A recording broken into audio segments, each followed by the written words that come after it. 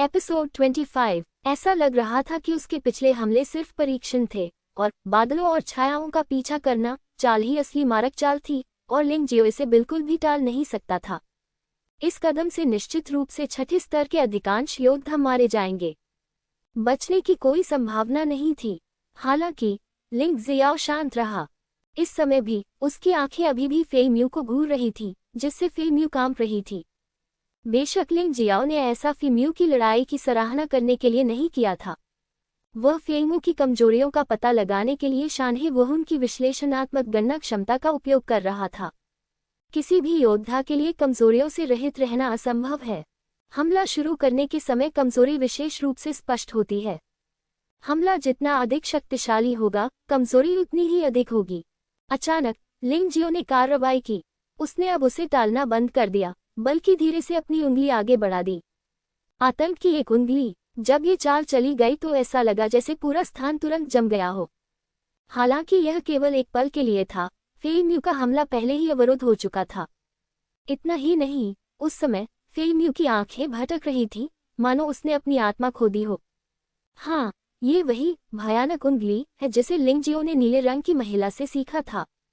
यद्यपि वह नीले वर्दी वाली महिला की चालों को पूरी तरह से नहीं समझ पाया है, लेकिन उस चाल से निकली भयानक उंगली सीधे शरीर और आत्मा पर दोहरा प्रहार करती है। मानव योद्धाओं ने मूलतः अपनी मार्शल आत्माओं को खोने के बाद अपनी आत्माओं की साधना करना छोड़ दिया। इसलिए भले ही वह 7वें स्तर का मार्शल कलाकार हो, उसकी आत्मा शक्ति लिंग जियो की तुलना में बहुत कमजोर है। विशेषकर जब लिंग जियो ने बिना किसी बचाव के उस पर हमला किया तो उसकी आत्मा को ठेस पहुंची और उसने एक पल में ही अपनी चालों पर नियंत्रण खो दिया। हवा और छाया का पीछा करते हुए ने पूरी तरह से अपनी सटीकता खो दी और सीधे लिंग जियो की आस्तीन को छूते हुए दूर तक उड़ गया। बूम! दूरी पर एक छोटे पहाड़ की चोटी सीधे टुकड़ों में उड़ गई थी और भयानक शक्ति स्पष्ट थी। एक ही समय पर ऐसा दृश्य सामने आया जिसने सभी को भयभीत कर दिया। फेई म्यू, जिसे लिंग जियो की आतंक की उंगली द्वारा सीधे सिर में छेद दिया जाना चाहिए था, वास्तव में नहीं मरा। उसके शरीर के पीछे एक पेड़ दिखाई दिया, एक बड़ा पेड़ जो चेरी के पेड़ जैसा दिखता है। तस्वीर बहुत स्पष्ट है और भूत जैसी नहीं लगती। ये चेरी का पेड़ ही था जिसने लिंग जियाओ के घातक प्रहार को रोक दिया था। ये दुख की बात है कि मुझे उसे मारने का मौका सिर्फ एक बार मिला है, लेकिन मैं उसकी निंजा आत्मा द्वारा अवरुद्ध नहीं होना चाहता। लिंग जियो ने असहाय होकर आह भरी। उसकी डरावनी उंगली के काम करने का कारण केवल कि दूसरा पक्ष नहीं जानता और तैयार नहीं है। यदि वह सतर्क रहता तो अपनी वर्तमान ताकत के साथ फेई म्यू को चोट पहुंचाना असंभव होता। इसीलिए उसे दया आ गई। वह समय अभी फेई म्यू को मारने का सबसे नजदीकी अवसर था। फेई म्यू, सावधान रहो। जब फेई म्यू भाग्यशाली था कि वह एक आपदा से बच गया था और लिंग जियाओ से बदला लेना चाहता था, तो उसने अचानक अपने पीछे से एक चीख सुनी। उसने अवचेतन रूप से पीछे की ओर देखा। एक सफेद आकृति। कपड़े बर्फ की तरह सफेद हैं, बाल बर्फ की तरह सफेद। कितना सुंदर दृश्य है, बेहद भयानक। इस नज़र से ही उसे अपने गले में एक तेज चुभन महसूस हुई और उस क्षण उसकी निंजा आत्मा दुख से चीख उठी। क्या बकवास है। लिंग जियो मूल रूप से देखना चाहता था कि क्या हो रहा था, लेकिन शानहे वुहुन ने अचानक एक भयानक फाड़ने वाली शक्ति का उत्पादन किया और फिर फेई म्यू के शरीर में निंजा आत्मा को बलपूर्वक उसके द्वारा खींच लिया गया और फिर सांस ली। पहाड़ों और नदियों की दुनिया में आपको कोई असुविधा महसूस नहीं हो रही है? नहीं, सीनियर सिस्टर येजू खतरे में हैं। उसने ऊपर देखा। यद्यपि लिंग यिक्सू ने सदमे में फेई म्यू को मार डाला, फिर भी फेई म्यू उस पर झपट पड़ा। हाँ, अगर तुम उन दोनों को मारना चाहते हो तो तुम्हें पहले ये परीक्षा पास करनी होगी। महत्वपूर्ण क्षण पर लिंग जियाओ ने कार्रवाई की। उसने फेउन को रोका और फेउन इतना क्रोधित था कि वह बस देखता रहा और कुछ नहीं कर सका। मार डालो, मेरे लिए मार डालो, मेरे लिए लिंग परिवार को नष्ट कर दो। फेउन सचमुच क्रोधित था। उसने हमला करने का आदेश दिया। हुश हुश हुश! बाणों की भयानक गर्जना तीव्र गति से आने लगी। प्रत्येक जड़ टिड्डी की तरह आकाश को ढक लेती है। लिंग परिवार के ऊपर आकाश में हजारों पंख वाले तीर आकाश को चीरते हुए लिंग परिवार के शेष 500 लोगों पर टूट पड़े। जहरीले सांपों की तरह तीखे बाणों ने लोगों के दिलों और लिंग परिवार के शरीरों को चीर डाला। लेकिन इस समय बाणों की ऐसी भयानक वर्षा का सामना करना पड़ा। लिंग परिवार में अब कोई भी पीछे नहीं हटा। वे जानते थे कि एक साथ भागने का मतलब मौत होगा और भागने का मतलब भी मौत होगा, इसलिए उन्हें मार डालना ही बेहतर था। अपना पैसा वापस पाने के लिए एक को मार डालो, दो को मार डालो और लाभ कमाओ। इसके अलावा एक बार जब लोग एक दूसरे से घुल मिल जाते हैं तो बाणों की वर्षा निरर्थक हो जाती है। मारना। लिंग वुहेन ने अपने हाथ में लंबी तलवार उठाए और उसे हवा में घुमाया। अनगिनत तीर तुरंत चकनाचूर हो गए। आखिरकार यह मार्शल आर्ट के तीसरे स्तर के योद्धा द्वारा चलाया गया एक पंख वाला तीर था और यह बहुत शक्तिशाली नहीं था। मार्शल आर्ट के छठे स्तर के शीर्ष योद्धा के लिए इससे निपटना अपेक्षाकृत आसान था। मार डालो, मार डालो, मार डालो। हालांकि वहां बहुत कम लोग थे, फिर भी मौत के नारे जोरदार थे। लिंग यिहान, लिंग झान, लिंग शुआंग और लिंग परिवार के अन्य 500 योद्धाओं ने सबसे खतरनाक क्षण में भी आत्मसमर्पण करने का विकल्प नहीं चुना। वे लिंग परिवार के साथ जीने और मरने की कसम खाते हैं। आखिर गद्दार तो मौत से डरते ही हैं। जिन लोगों ने लिंग परिवार को धोखा दिया था, वे लाल आंखों वाले 500 योद्धाओं का सामना करने पर लड़ने का साहस खो बैठे। प्रभाव की पहली लहर में उन गद्दारों का लगभग कोई दुश्मन नहीं था। लिंग चोंग मारा गया, लिंग ताइशो मारा गया, लिंग यू तलवारों के नीचे मर गया। लिंग फैंग भाग्य से बच गया, लेकिन वह फिर भी लिंग यिहान की लंबी तलवार के नीचे मर गया। लिंग यून को भी लिंग शुआंग और लिंग झान ने मार डाला। ये प्रतिभा जो एक बार लिंग परिवार के प्रतिभा हॉल में दूसरे स्थान पर थी और जिसकी तलवार की मंशा सबसे पहले एक कुत्ते से भी बदतर लग रही थी। युद्ध में देशद्रोही की बदनामी के साथ मरना हास्यास्पद और घृणित था। हालांकि दुश्मन बहुत ज्यादा थे। गद्दार डरपोक थे, लेकिन शिव परिवार और ली परिवार के योद्धा शाकाहारी नहीं थे, खासकर उनमें कई स्वामी थे। एक बार वे युद्ध में शामिल हो गए। लिंग परिवार के 500 योद्धाओं को भी भारी क्षति उठानी पड़ी। युद्ध के मैदान में लिंग जियाओटियन फेयुन के साथ खड़ा था, लेकिन अपनी आंख की कोने से वह देख सकता था कि लिंग परिवार के अच्छे बच्चे खून से लथपथ एक एक करके जमीन पर गिर पड़े। इस नरसंहार का सामना करना उसकी शक्ति बहुत सीमित थी। हालांकि उसे इन लोगों में सबसे ताकतवर कहा जा सकता था, लेकिन ये बेकार था। फेयुन निनलिंग के सहयोग से अभी भी उसे आसानी से रोक सकता था और उसके पास दूसरों को बचाने का कोई रास्ता नहीं था। लिंग परिवार के 3 बड़े बुजुर्गों ने भी अपने अपने विरोधियों से मुलाकात की। ली परिवार और शिव परिवार के मार्शल कलाकार ही उनके व्यस्त रहने के लिए पर्याप्त थे। भले ही सबसे शक्तिशाली लिंग यिन एक के विरुद्ध 2 लड़ सकता है और 2 मार्शल कलाकारों को रोक सकता है, लेकिन वे तीनों मिलकर केवल 4 मार्शल कलाकारों को ही रोक सकते हैं। और ली परिवार और शिव परिवार, साथ ही ली युनशेंग और शिलोंग, कुल मिलाकर 8 मार्शल कलाकार थे। ली युनशेंग और शिलोंग सहित शेष 4 सभी लिंग जियो और लिंग यिक्स्यू की ओर दौड़े। लेकिन फिर भी ली परिवार और शिव परिवार के बहुत से स्वामी अभी भी थे। उन सभी ने लिंग परिवार के बचे हुए लोगों पर हमला किया और उन्हें घेर लिया। ये सिर्फ एक तरफा नरसंहार था। इस दृश्य से तीनों बड़े बुजुर्ग क्रोधित हो गए, लेकिन उनके पास कोई रास्ता नहीं था। लिंग जियाओटियन के पास भी कोई रास्ता नहीं था। ये पहले से ही स्वर्ग की इच्छा के विरुद्ध था कि लिंग जियो और लिंग यिक्सू 4 मार्शल कलाकारों को रोक सके, और इसकी संभावना और भी कम थी कि कोई रास्ता होगा। कुछ ही पलों में लिंग परिवार में खून की नदी बह निकली। लिंग यिहान, लिंग झान और लिंग शुआंग खून से लथपथ थे। लिंग परिवार के जिन कुछ बेटों ने परिवार के साथ विश्वासघात नहीं किया था, वे भी घावों से भर गए। ये युद्ध एक त्रासदी बनने के लिए नियत था। वे जीत नहीं सके, लेकिन चूंकि उन्होंने वहीं रुकना चुना था, इसलिए पीछे हटने का कोई कारण नहीं था। भले ही युद्ध में खून की आखिरी बूंद ही बची हो, उन्हें युद्ध जारी रखना ही था। लिंग परिवार के पुस्तकालय की 4थी मंजिल, कुछ चीज लगातार हिल रही थी, मानो वह अभी छूटकर बाहर उड़ने वाली हो। तियानफेग शहर में लिंग परिवार, खून एक नदी में बह गया है। चमकदार सूरज की रोशनी लाल रक्त नदी पर चमकती है, जिससे चक्करदार रोशनी चमकती है। 500 योद्धाओं में से जिन्होंने मरते दम तक लिंग परिवार की रक्षा करने की शपथ ली थी, केवल 100 या इतने ही लोग ही मृत बचे। बेशक दुश्मन को इससे भी भारी कीमत चुकानी पड़ी। लड़ाई अभी भी जारी है और कोई नहीं जानता कि यह क्रूर लड़ाई कब तक चलेगी। शायद ये तब खत्म हो जाएगा जब लिंग परिवार के सभी सदस्य मर जाएंगे। शक्ति के बिना बल द्वारा संचालित इस संसार में सब कुछ अनिश्चित है।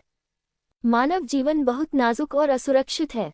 हवा में उड़ते पत्तों की तरह वे भी आसानी से 2 टुकड़ों में टूट सकते हैं। पुकारना। लिंग जियाओ ने राहत की सांस ली।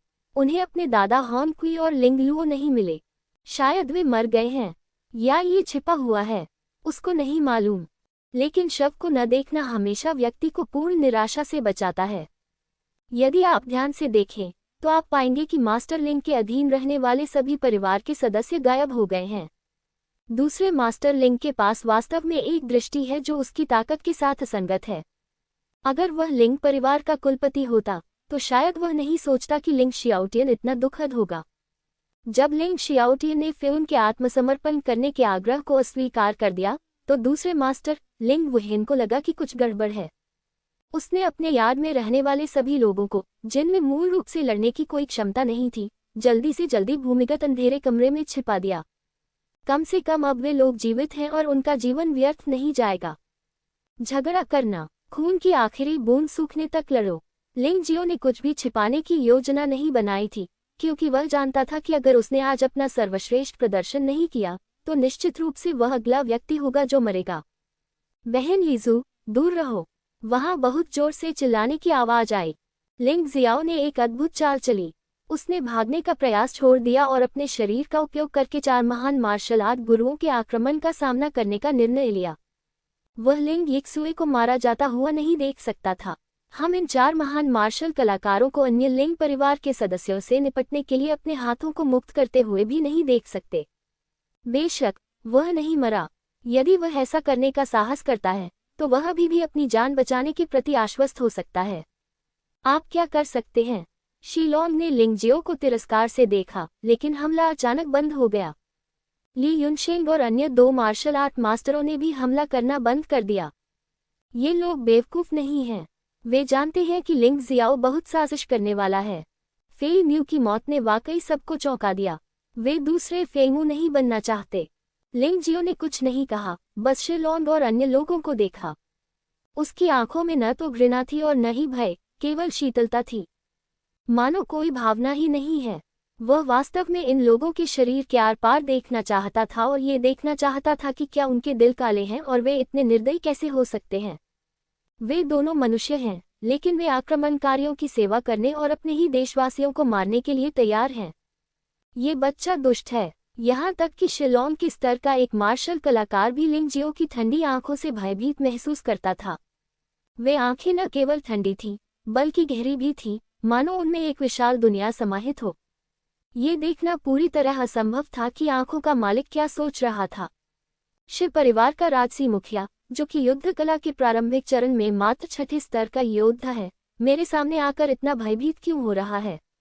लिंग जियो की आंखें तिरस्कार और अवमानना से भरी थीं। बेटे, चूंकि तुम स्वयं मृत्यु चाहते हो, तो यह नगर स्वामी तुम्हारी सहायता करेगा। तुम तीनों जाओ और उस स्त्री को मार डालो। शिलोंग क्रोधित था। ये शर्म की बात थी कि वह, एक राजसी 7वें स्तर का मार्शल कलाकार, एक जूनियर द्वारा नीची नज़र से देखा जाएगा जो अभी भी युवा था। उसने अभी अभी लिंग जियो की टेरर फिंगर देखी है और मेरा मानना है कि यह लिंग जियो की सबसे शक्तिशाली चाल होनी चाहिए। जब तक आप अगली बार सावधान रहेंगे, कुछ नहीं होगा। उसने ठंडे चेहरे के साथ ठंडी सांस ली। हालांकि लिंग जियो बहुत प्रतिभाशाली था और बहुत चालाक भी था, लेकिन फीम्यू के साथ जो हुआ वह बस एक दुर्घटना थी।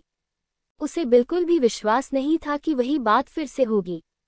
2 बार पत्थर के ड्रैगन से शक्तिशाली सच्ची ऊर्जा फूट पड़ी और यह इतनी शक्तिशाली थी कि दम घुटने लगा। एक मार्शल कलाकार है और वह वास्तव में मार्शल आर्ट के 6ठे स्तर से नीचे के मार्शल कलाकार से पूरी तरह अलग है। उसके पास कोई हथियार नहीं है और वह उनका प्रयोग करने की भी जहमत नहीं उठाता। एक हथेली से मारा गया वार किसी हथियार से कम शक्तिशाली नहीं है। वह भयानक सच्ची ऊर्जा वास्तव में एक बड़े हाथ के निशान में संघनित हो गई और फिर लिंग जियो के सिर पर जोरदार थप्पड़ मारा। इस हथेली में कोई अनोखी बात नहीं है, केवल भयानक शक्ति है। जैसा कि कहावत है, एक ताकत 10 को हरा सकती है। जब शक्ति एक निश्चित स्तर तक पहुंच जाती है तो कौशल की भरपाई करना वास्तव में कठिन हो जाता है। मेरे लिए इसे कुचल दो। लिंग जियाओरेन हिला नहीं, लेकिन उसके पीछे एक चेरी का पेड़ पूरी तरह से खिलता हुआ दिखाई दिया। चेरी के फूल उड़ रहे थे और टूटते हुए तारों की तरह धब्बों में बदल रहे थे। फिर वे एक साथ इकट्ठे हुए और चेरी के फूलों से बनी एक विशाल तलवार बनाई, जिसने सीधे शिलोंग के विशाल हाथ के निशान पर वार किया। और ऐसा प्रतीत होता था कि इस विशाल तलवार को पता था कि बड़े हाथ के निशान का सबसे कमजोर बिंदु कहाँ है, और यह निष्पक्ष थी तथा तलवार के एक ही वार से उसने उसके कमजोर बिंदु पर प्रहार कर दिया। उद्धरण चिन्ह, विस्मयादिबोधक चिन्ह, उद्धरण चिन्ह। एक आश्चर्यजनक तीव्र ध्वनि सुनाई दी और प्रतिक्रिया स्वरूप वह बड़ा हाथ का निशान सचमुच टूट गया। शीलोन की विशाल हथेली इतनी जोर से हिली कि उसकी उंगलियों पर त्वचा की एक परत छिद गई और खून की एक बूंद जमीन पर गिर गई। निंजा आत्मा? नहीं, यह एक मार्शल आत्मा है, और यह एक पूर्ण मार्शल आत्मा है। शिलोंग चौंक गया। उसे अच्छी तरह याद था कि सकुरा ट्री निंजा स्पिरिट फेंगमू की थी, लेकिन वह लिंगजियाओ की मार्शल स्पिरिट कैसे बन सकती थी? और ये ली जिंगहुई की टूटी हुई मार्शल आत्मा नहीं थी, ये सही मायने में एक पूर्ण मार्शल आत्मा थी। वह अकेले ऐसे व्यक्ति नहीं थे जो आश्चर्यचकित थे। फेउन, जो लिंग जियाओटियन के साथ लड़ रहा था, ने लिंग जियाओ को फेमो की निंजा आत्मा का उपयोग करते देखा और विचलित हो गया। नतीजतन लिंग जियाओटियन ने अवसर का फायदा उठाया और उसे हथेली से मारा। अगर ली युनशेंग उसे बचाने के लिए नहीं पहुंचे होते तो मुझे डर है कि फेउन आज यही मर गया होता। चोर, तुम्हारे पास फेमो की निंजा आत्मा कैसे है? मुझे बताओ, नहीं तो मैं तुम्हें मार डालूंगा। फेउन घायल हो गया और उसे खून की उल्टी हुई, लेकिन यह उसके दिल में क्रोध जितना असहज नहीं था। क्या मजाक है? मैं तुम्हें बताऊं या नहीं, तुम उसे मार डालोगे। लिंग जियाओ ने फेयुन को तिरस्कार से देखा। चूंकि उसने आज फेमू की निंजा आत्मा का इस्तेमाल किया था, इसलिए उसने जीने की योजना नहीं बनाई थी। यदि वह युद्ध में मर भी जाता तो एक या दो लोगों को अपने साथ घसीट लेता। चूंकि उसे मार्शल शिरा के छठे स्तर पर पदोन्नत किया गया था, इसलिए पर्वत और नदी मार्शल आत्मा को एक विशेष क्षमता प्राप्त हुई है, लड़ाकू आत्मा को भस्म करना। तथाकथित लड़ाकू आत्मा उस आत्मा के वास्तविक अर्थ को संदर्भित करती है जिसका उपयोग लड़ाई के लिए किया जा सकता है, जैसे कि मार्शल आत्मा, निंजा आत्मा आदि।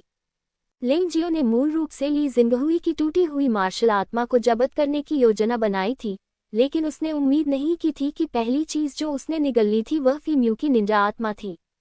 बेशक, जब उन्होंने इसका इस्तेमाल किया तो निंजा आत्मा एक मार्शल आत्मा बन गई, एक मार्शल आत्मा जो वास्तव में लड़ सकती है। पहाड़ और नदी मार्शल आत्मा सर्वव्यापी है। लिंग जियाओ धीरे धीरे इसका मतलब समझने में सक्षम हो गया। शीलान, तुम और ली युनशेंग मिलकर बूढ़े आदमी लिंग से निपटोगे और मैं लिंग जियो से निपटूंगा। फेई युन किसी भी तरह से फेई म्यू की निंजा आत्मा को लिंग जियाओ द्वारा कब्जा किए जाने को बर्दाश्त नहीं कर सकता था। वह लिंग जियाओ को मारना चाहता था और लिंग जियाओ के सिर का उपयोग मृत फी म्यू की याद में करना चाहता था। हाँ, दूत, सच कहें तो शिलोन भी अब लिंग जियाओ का सामना करने में अनिश्चित है। यह आदमी बहुत मजबूत नहीं है, लेकिन उसके पास बचाव के लिए बहुत सी अजीबोगरीब तरकीबें हैं।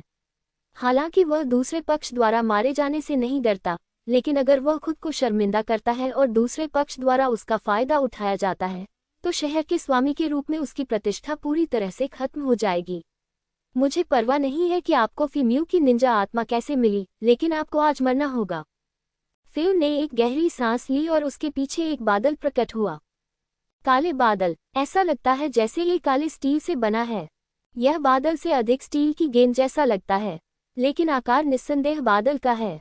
प्राकृतिक निंजा आत्मा। लिंग जियाओ ने भौहें सिकोड़ी और काले बादल को देखा। उसे लगा कि फेयुन फेमो से ज्यादा शक्तिशाली था। भले ही उसके पास सकुरा मार्शल स्पिरिट हो, लेकिन वह उसका प्रतिद्वंद्वी नहीं हो सकता। ये सही है, प्राकृतिक निंजा आत्मा। ये सबसे शक्तिशाली निंजा आत्मा भी है, फेयुन ने गर्व से कहा। निंजा आत्माएं मार्शल आत्माओं की तरह प्राकृतिक, पशु, पौधे और अलौकिक प्रणालियों में विभाजित हैं। इस बात पर कोई अंतिम निष्कर्ष नहीं है कि प्राकृतिक प्रणाली सबसे मजबूत है या नहीं, लेकिन सामान्यतः असाधारण क्षेत्र में प्राकृतिक प्रणाली का सबसे मजबूत होना निश्चित है। प्राकृतिक तत्व धातु, लकड़ी, पानी, आग, पृथ्वी और इसके उत्परिवर्तित गुण हैं। फेयुन की डार्क क्लाउड निंजा आत्मा एक उत्परिवर्तित प्राकृतिक निंजा आत्मा है। पशु और वनस्पति प्रणालियों को समझना आसान है। ली जिंगहुई की टूटी हुई मार्शल आत्मा, व्हाइट टाइगर अवशिष्ट आत्मा, पशु प्रणाली से संबंधित है। फेई म्यू की सकुरा निंजा स्पिरिट एक पादप प्रकार की निंजा स्पिरिट है। जहां तक अलौकिक प्रणाली का सवाल है, यह ज्यादा जटिल है। आमतौर पर पारलौकिक मार्शल स्पिरिट या निंजा स्पिरिट का कोई खास रूप नहीं होता। इस तरह की मार्शल स्पिरिट योद्धा के लिए आशीर्वाद की तरह होती है और फिर विशेष बदलाव लाती है। मार्शल स्पिरिट्स के बीच कोई मजबूत या कमजोर अंतर नहीं है। मुख्य बात उपयोगकर्ता को देखना है। फीम्यू के स्वामित्व वाली सेकुरा निंजा स्पिरिट का बेहतर इस्तेमाल किया जा सकता था, लेकिन वह बहुत मूर्ख है। बेहतर है कि मुझे इसका इस्तेमाल करने दिया जाए। लिंग जियो ने शांति से फेउन को देखा। इस समय फेउन पहले से ही बहुत उत्साहित था। इसके अलावा उसे लिंग जियाओटियन ने थप्पड़ मारा और गंभीर चोटें आईं। यद्यपि इसे अस्थायी रूप से दबा दिया जाता है, फिर भी इसका कोई प्रभाव नहीं हो सकता। लिंग जियाओ जो करना चाहता है वह कि फेउन को लगातार गुस्सा दिलाना और उसका दिमाग खराब करना। केवल इस तरह से ही उसके बचने का मौका हो सकता है। मरना। फेउन इतना क्रोधित था कि वह लिंग जियो के उकसावे का सामना नहीं कर सका। क्रोध में उसके पीछे की निंजा आत्मा अचानक बदल गई और घनी बारिश की बूंदें पंख के तीर की तरह लिंग जियो की ओर उड़ गईं। बहुत अच्छा। लिंग जियो ने अचानक सेकुरा मार्शल स्पिरिट को हटा दिया और एक विशाल शरीर अचानक फेउन और लिंग जियो के शरीर के बीच खड़ा हो गया। यदि वे भयानक वर्षा की बूंदें वास्तव में लिंग जियाओ के शरीर पर गिरती तो 10 लिंग जियाओ भी निश्चित रूप से मर जाते। आखिरकार उसके और फेउन के बीच ताकत का एक बड़ा अंतर है। लेकिन लिंग जियाओ इतना मूर्ख कैसे हो सकता है? यदि कुछ नहीं हुआ तो वह नहीं मरेगा। उसके और फेउन के बीच पड़ा हुआ शरीर कोई और नहीं बल्कि हरक्यूलियन वानर का शरीर था जिसे उसने अतीत में फुलोंग पर्वत से उठाया था। ये लाश 8वें स्तर के शिखर राक्षस की है, विशेषकर हरक्यूलिस एप की लाश, जो अपनी रक्षात्मक शक्ति के लिए प्रसिद्ध है। एक उड़ते बादल की तो बात ही क्या, 100 उड़ते बादल भी इस लाश को कुछ नहीं बिगाड़ पाएंगे। जब फेउन को पता चला कि उसे मूर्ख बनाया गया है, तब तक बहुत देर हो चुकी थी। लिंग जियाओ ने हरक्यूलिस एप के शरीर को पहाड़ों और नदियों की दुनिया से बाहर ले जाया, न कि केवल रक्षा के लिए। मैं आज तुम्हें मार्शल आर्ट का उपयोग करना सिखाऊंगा। ऐसा लग रहा था जैसे उसकी आवाज ने फेउन की मौत की सजा सुना दी हो और अचानक पूरे लिंग परिवार में एक डरावनी आभा छा गई। लगभग सभी लोग कांप उठे। ये भयानक है। लिंग जियो ने वास्तव में हरक्यूलियन एप के शरीर को बलपूर्वक नियंत्रित करने और फेउन को मुक्का मारने के लिए सेकुरा मार्शल स्पिरिट का उपयोग किया था। और वह भयावह आभा 8वें स्तर के शिखर राक्षस की आभा है। हालांकि इस समय हरक्यूलिस एप एक कवच की तरह अधिक है। ऐसी कोई अलौकिक शक्ति या अलौकिक शक्तियां नहीं है जो एक वास्तविक हरक्यूलिस वानर के पास होनी चाहिए, लेकिन ये पर्याप्त है। लिंग जियो हरक्यूलियन एप के शरीर में छिपा हुआ था और चेरी के पेड़ की आत्मा की शाखाओं और लताओं ने मेरिडियन और हड्डियों जैसे विशाल कवच को नियंत्रित किया था। एक ही मुक्का ने फेउन को हिलने में असमर्थ बना दिया था। फेउन इस भयानक शरीर के बहुत करीब था, इसलिए वह सबसे अधिक प्रभावित हुआ। इसके अलावा वह लिंग जियाओटियन द्वारा घायल हो गया था और उसने अपनी पूरी ताकत के साथ ब्लैक क्लाउड निंजा स्पिरिट का उपयोग किया था, जिससे वास्तविक ऊर्जा सीमा से परे जल गई, जिससे चोटें बढ़ गईं। प्रतिष्ठित मार्शल कलाकार को एक बार फिर दुश्मन को कम आंकने की कीमत चुकानी पड़ी। फेउन से भी अधिक काया। बूम! इस मौके से धरती हिल गई। फेउन का शरीर सीधे लुगदी में बदल गया और ब्लैक क्लाउड निंजा स्पिरिट को हरक्यूलिस एप ने चूस लिया और लिंग जियो के पहाड़ और नदी की दुनिया में प्रवेश किया। ये दृश्य देखकर लिंग जियाओटियन की आंखें खुशी से भर गईं। आज लिंग जियाओ का प्रदर्शन सचमुच शानदार था। फेई म्यू को लिंग येक्सुए ने उसके कारण मार डाला था। फेउन को उसने एक ही मुक्के से मार डाला। ये योद्धा, जो मार्शल आर्ट के 6ठे स्तर के शुरुआती चरण में था, ने 2 योद्धाओं के साथ खेलने के लिए विभिन्न विशेष प्रॉप्स और अपनी आश्चर्यजनक गणना क्षमता का उपयोग किया। हमें लिंग जियाओ को रखना होगा। अवश्य। लिंग जियाओटियन ने शपथ ली कि भले ही लिंग परिवार के सभी योद्धा युद्ध में मर गए हों, लेकिन लिंग जियाओ को मरने नहीं दिया जाएगा, क्योंकि लिंग जियाओ के जीवित रहने से लिंग परिवार को बदला लेने की उम्मीद होगी। वह नहीं जानता था कि लिंग जियो इस समय पहले से ही थका हुआ था। आखिरकार किसी राक्षस जानवर के शव को बलपूर्वक नियंत्रित करने के लिए मार्शल आर्ट के 6ठे स्तर के प्रारंभिक चरण में अपनी साधना का उपयोग करने की आवश्यकता होती है, जो मार्शल आर्ट के 8वें स्तर के शिखर के बराबर है। भले ही यह सिर्फ एक मुक्का ही क्यों न हो। हालांकि इसने लिंग जियो की सारी ऊर्जा को भस्म कर दिया और यहाँ तक कि उसकी आत्मा की शक्ति भी लगभग समाप्त हो गई। मैंने अपनी तरफ से पूरी कोशिश की। चाहे मैं मर जाऊं या फिर जिंदा रहूं, मैं इसे केवल भाग्य पर छोड़ सकता हूं। वह कड़वी मुस्कान के साथ मुस्कुराया और सीधे हरक्यूलिस एप की लाश के बीच से निकल गया। हरक्यूलिस एप ने सेकुरा मार्शल स्पिरिट पर नियंत्रण खो दिया और अभी भी जमीन पर मुक्का मारने की मुद्रा बनाए रखी, लेकिन हिलने में असमर्थ था। फिर भी जो लोग लिंग परिवार पर हमला करने आए थे और जिन्होंने लिंग परिवार को धोखा दिया था, वे भी भयभीत थे। उन्होंने वास्तव में आक्रमण करना बंद कर दिया, उनके मन में बहुत अधिक उलझन थी। फेई म्यू और फेई युन मारे गए हैं, क्या वे अभी भी लड़ाई जारी रखना चाहते हैं? वह लिंग जियो 2 दूतों को भी मार सकता है, वह और क्या नहीं कर सकता। घबराओ मत, यद्यपि युद्ध में 2 दूत मारे गए, लेकिन जब तक हम दूतों का बदला ले सकते हैं तब तक निंजा लोग हमें परेशान नहीं करेंगे। शिलोंग तियानफेक शहर का स्वामी बनने के योग्य है। इस स्थिति का सामना करते हुए वह जानता है कि लोगों को कैसे भ्रमित करना है। आपको ये समझना चाहिए कि यदि 2 दूत मर गए तो निंजा कबीला निश्चित रूप से लिंग परिवार को जाने नहीं देगा। अगर हम इस तरह से बच निकले तो हम निश्चित रूप से मर जाएंगे। हाँ, आप सभी ने देखा है कि हरक्यूलिस अब शक्तिशाली दिखता है, लेकिन यह अब आगे नहीं बढ़ सकता। ली युनशेंग ने इस पल का फायदा उठाया और जोर से कहा, उस लिंगजियो ने लॉर्ड फेउन को मार डाला, उसे लॉर्ड फेउन ने ही मारा होगा। उसे मार डालो। जब इन 2 लोगों ने ये कहा तो जो लोग पहले दृढ़ इच्छाशक्ति वाले नहीं थे उन्होंने दांत पीस लिए। वैसे भी मर सकता है, इसलिए दोनों कबीले के नेताओं की बात सुनना बेहतर है।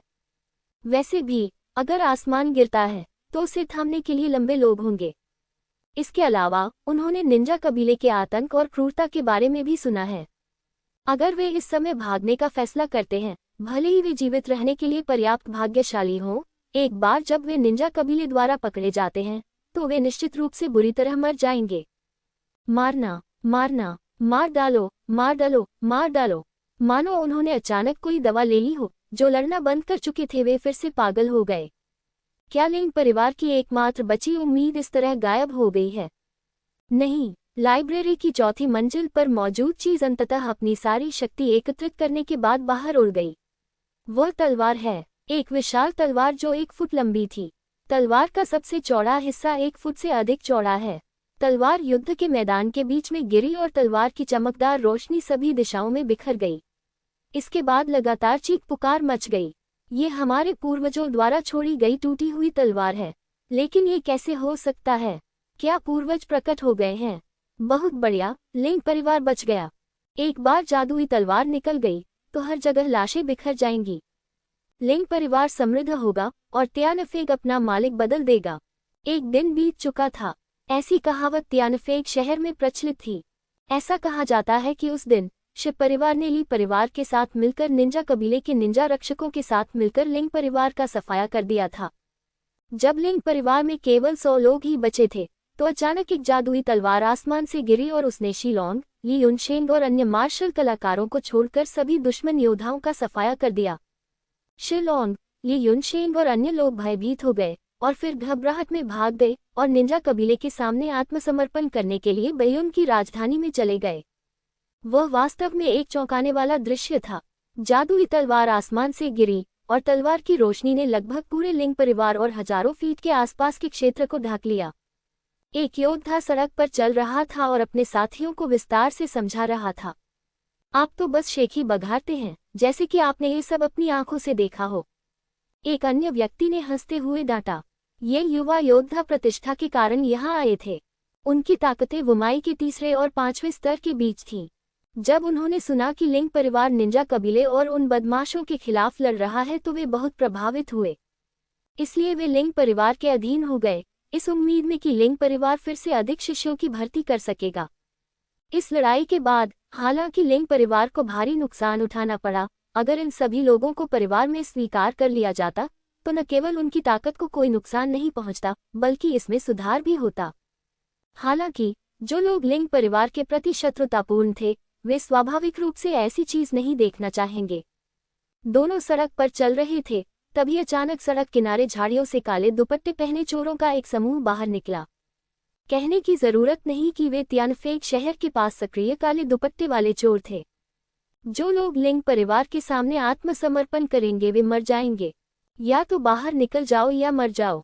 जैसे ही वे ऊपर आए, समूह ने यही कहा, हम लिंग परिवार में शामिल होना चाहते हैं, हमें कौन रोक सकता है। 2 युवा योद्धा जो लिंग परिवार की बहुत प्रशंसा करते थे, उन्होंने अपने हथियार दिखाए। हालांकि इस समय अनगिनत छिपे हुए हथियार जोंक की तरह उड़ रहे थे। हालांकि दोनों शक्तिशाली थे, वे केवल वुमाई के 4थे स्तर के योद्धा थे। वे इस तरह के हमले का विरोध कैसे कर सकते थे? मौके पर ही दुखद मौत हो गई। तियानफेक शहर के आसपास इस तरह के दृश्य लगभग लगातार घटित होते रहे। अंतर केवल इतना है कि कुछ लोग मारे गए, कुछ ब्लैक स्कार्फ बैंडिट्स में शामिल हो गए और कुछ ने वहां से चले जाने का निर्णय लिया।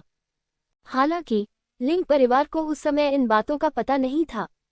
उनके पास बहुत कम कर्मचारी थे और अब वे परिवार की गंदगी साफ करने पर ध्यान दे रहे थे, इसलिए वे बाहर की चीजों की परवाह नहीं कर सकते थे। लिंग जियाओ, लिंग यिहांग, लिंग यिक्सु, लिंग शुआंग, लिंग झान, लिंग फी, लिंग वुहेन और अन्य लिंग परिवार के सदस्यों को असाधारण मार्शल आर्ट के अंशों को समझने के लिए पुस्तकालय की चौथी मंजिल में प्रवेश करने की अनुमति दी गई।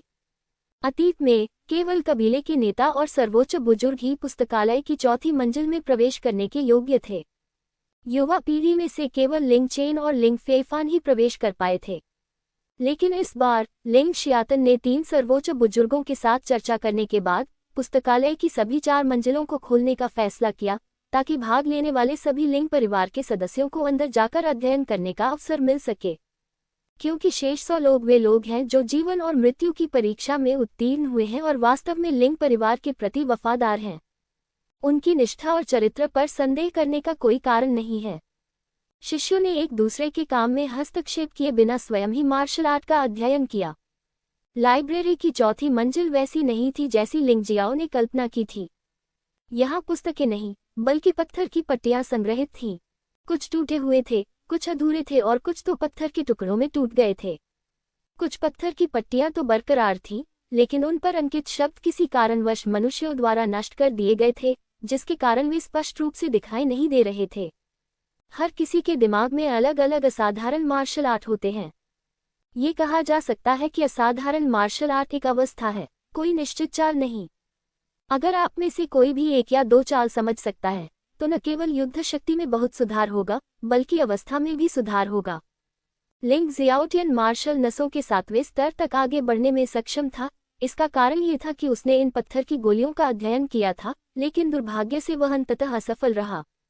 ये पत्थर की पट्टियां न केवल अधूरी थीं, बल्कि अस्पष्ट और समझने में कठिन भी थीं। वह केवल कुछ एकतरफा अर्थ ही समझ सकता था, लेकिन पूरा सत्य नहीं समझ सकता था।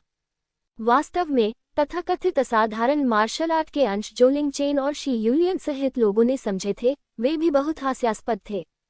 क्योंकि जो कुछ उन्होंने समझा था वह कोई रहस्य नहीं था, बल्कि असाधारण युद्ध कला के कुछ अंश मात्र थे। लिंग शियातन की बातें सुनकर लिंग शियाओ ने पत्थर की पट्टियों को देखा। उसे लगा कि पत्थर की पट्टियों के सामने कई लोग अलग अलग हरकतें कर रहे हैं। कुछ तो स्वर्ग से आने वाली गड़गड़ाहट के समान थे, जो तुरंत ही पहाड़ को चकनाचूर कर सकते थे। कुछ भूकंप की तरह थे, जो किसी शहर को तुरंत नष्ट कर सकते थे। कुछ तो प्रचंड हवाओं के समान थे, जो एक पल में अनगिनत जिंदगियों को उलट सकते थे। कुछ लोग तो केवल एक व्यक्ति और एक तलवार थे, इसलिए हाथ की एक सहज लहर से वे आकाश को चीर सकते थे और सूर्य और चंद्रमा का रंग बदल सकते थे। ... लगभग हर पत्थर की पट्टिका एक भयानक असाधारण मार्शल आर्ट थी।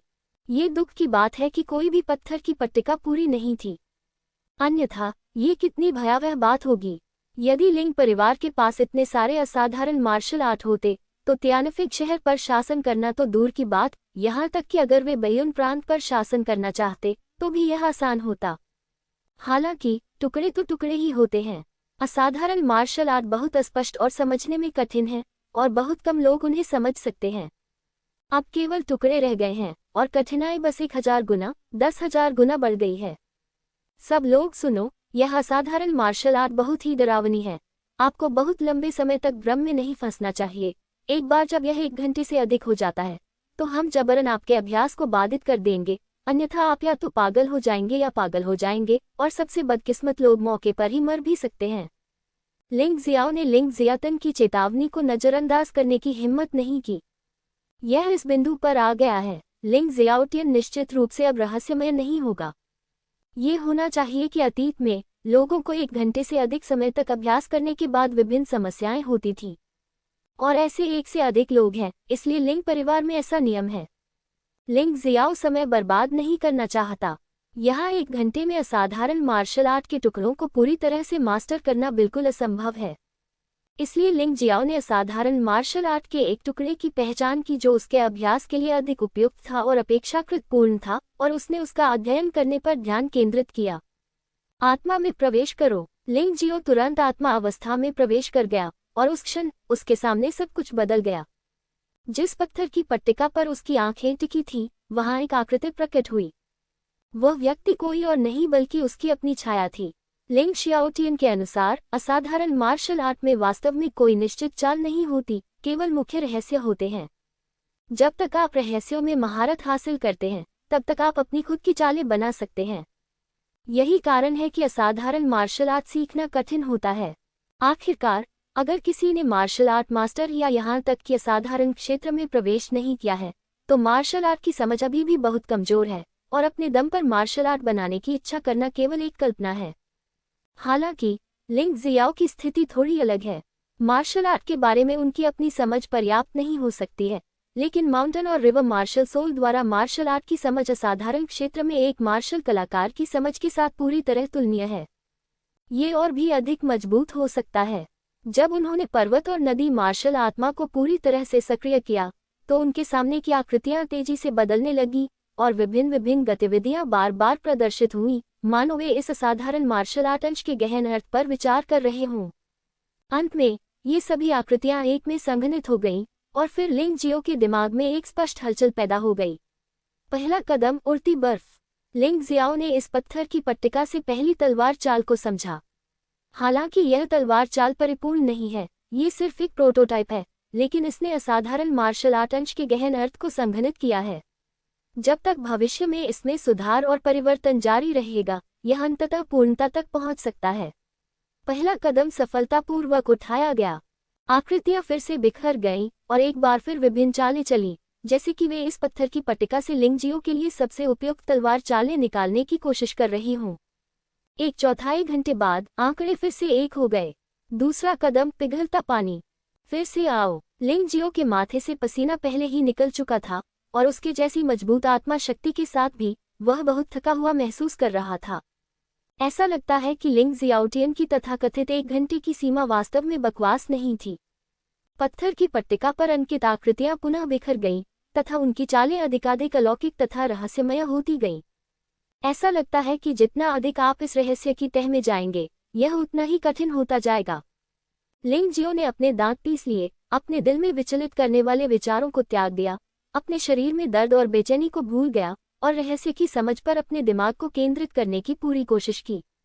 तीसरी चाल, बर्फ का संघनन।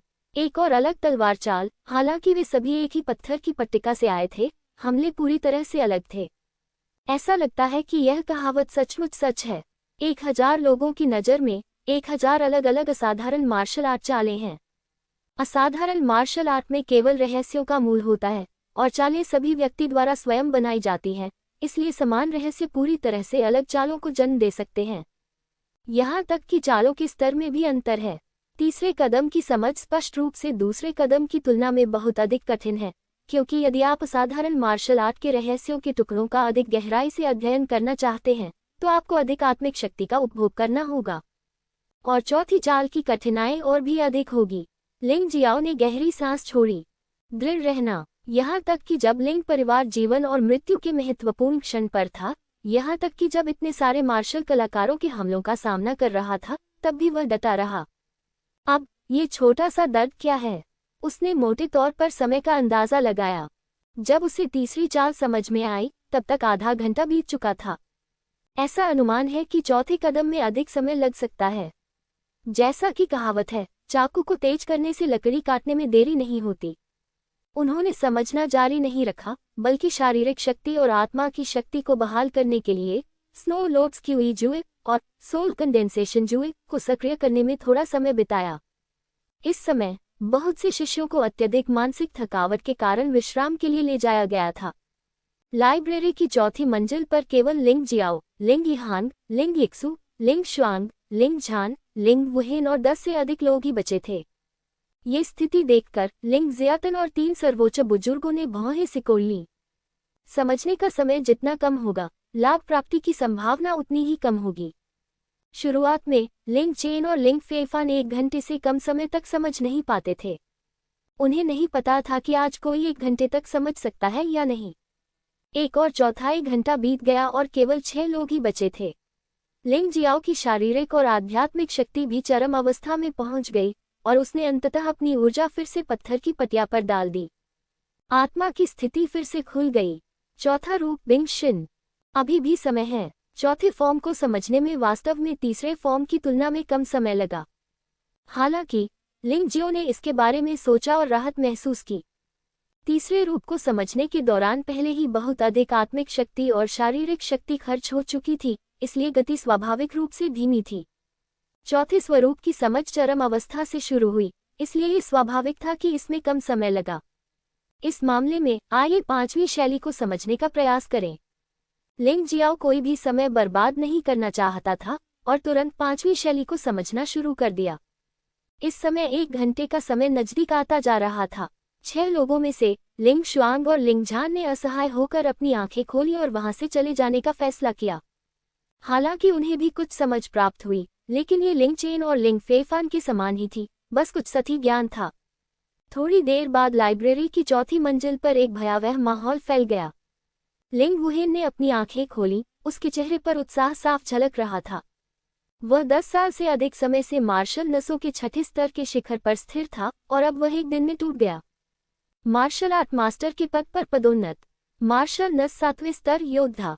यद्यपि वह असाधारण मार्शल आर्ट के अंशों से बहुत कुछ नहीं समझ पाया था, फिर भी उसे पदोन्नति मिल सकी, जो उसके लिए एक वरदान था। इस समय लाइब्रेरी की चौथी मंजिल पर केवल 3 लोग बचे थे, लिंग जियाओ, लिंग यिहांग और लिंग यिक्सुए। कुछ समय बाद लिंग यिहांग उत्साह से खड़ा हो गया। करीब 1 घंटा बिताने के बाद उसने आखिरकार पत्थर की पट्टिका से एक चाल सीखी।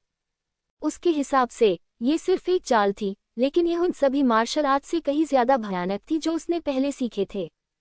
उसने लिंग येशु और लिंग जियो को देखा। वह थोड़ा प्रभावित हुआ। जो लोग दृढ़ रह सकते हैं वे सर्वशक्तिमान हैं। लिंग यिक्सु के बालों का रंग अभी भी बर्फ जैसा सफेद है और लड़ाई के बाद भी यह ठीक नहीं हुआ है। ये वास्तव में कुछ भी नहीं है।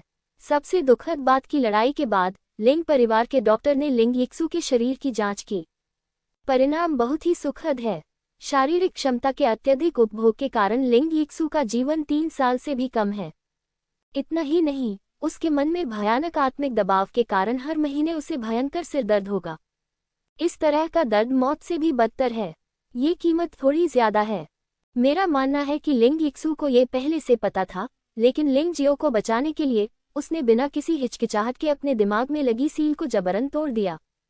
बेशक अच्छी खबर कि अगर लिंग यिक्सु की साधना को असाधारण क्षेत्र में बढ़ावा दिया जाता है तो उसकी खोई हुई जीवन शक्ति वापस आ सकती है।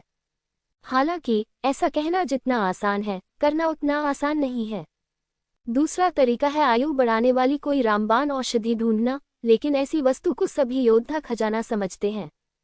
यह न केवल महंगी है, बल्कि इसे पाना भी कठिन है। इसे साधना में आगे बढ़ना जितना ही कठिन है। जब लिंग जियाओ ने ये खबर सुनी तो वह न तो रोया और न ही दुखी हुआ। उसने बस एक वाक्य कहा, मैं वरिष्ठ बहन यिक्सुए के भविष्य की जिम्मेदारी लूंगा। वह अपनी ताकत बढ़ाने के लिए इतनी उत्सुकता से क्यों उत्सुक था? वह सिर्फ त्यानफेक शहर छोड़ना चाहता था और एक बड़े शहर में जाकर ऐसी दवा ढूंढना चाहता था जो जीवनकाल बढ़ा सके और लिंग यिक्सु के दर्द को कम कर सके। क्या तुम भी जाग रहे हो? जब लिंग यिहांग लाइब्रेरी की चौथी मंजिल से निकलने वाला था, उसने देखा कि लिंग येशु धीरे धीरे अपनी आंखें खोल रही है। वह लिंग यिहांग से अधिक समझ चुकी थी, लेकिन दुर्भाग्य से उसके पास केवल 3 चालें थीं। लिंग यिक्सु ने हल्के से मुस्कुराते हुए लिंग जियो को देखा और फुसफुसाया, जूनियर भाई वास्तव में एक प्राकृतिक नायक है। मुझे उम्मीद है कि वह टुकड़ों के रहस्य को पूरी तरह से समझ सकता है। यहाँ सभी पत्थर की गोलियों में रहस्य के 5 स्तर होने चाहिए, और जो चालें उसने समझी हैं, वे अधिकतम 5 चालें होनी चाहिए। वह उसकी निगाह का पीछा करता रहा। लिंग जियाओ की सांसें तेज हो गईं और उसकी छाती ऊपर नीचे होती रही। उसके माथे का पसीना जमीन पर टपक रहा था। ये सच था कि वह बारिश की तरह पसीना बहा रहा था। अब बस थोड़ा ही समय बचा था। समय का अनुमान लगाने के लिए अगरबत्ती में डाला गया एम्बरग्रीस लगभग जल चुका है। जब ये धूप जल जाएगी तो समय पूरी तरह से खत्म हो जाएगा। भले ही लिंग जियाओ न उठे, उसे जगाया जाना चाहिए। क्या वह ठीक है? लिंग यिन ने थोड़ा घबराते हुए पूछा। सर्वोच्च बुजुर्ग लिंग यिन, जो एक बार लिंग जियो को बहुत नापसंद करते थे, अब लिंग जियो के लिए उनकी चिंता वास्तव में उनके पोते लिंग फेफान के लिए किसी भी तरह से कम नहीं है। आखिरकार लोग विवेक के बिना नहीं रह सकते। ये कहा जा सकता है कि यदि लिंगजियो ने अकल्पनीय बुद्धि और क्षमता के साथ फी म्यू और फी यूं को पराजित नहीं किया होता तो जादुई तलवार का आगमन भी बहुत देर हो चुकी होती, क्योंकि उससे पहले लिंग परिवार का वध कर दिया जाएगा। ये निश्चित रूप से होगा क्योंकि वह लिंगजियो है। लिंग जियातन अब लिंग जियाओ पर पूरा भरोसा करता है। 5वीं शैली बर्फ और हिम तूफान। अंततः सभी अंतिम चित्र एक साथ संघनित हो गए। 5वीं शैली को सफलतापूर्वक समझा गया और इस समय लिंगजियो की दृष्टि में ऐसा लग रहा था कि एक विशाल बर्फ और बर्फीला तूफान दिखाई दिया। इस भयावह बर्फ और बर्फीले तूफान ने उसकी आत्मा को लगभग पूरी तरह जमा दिया और अब अंतिम परीक्षा आ गई।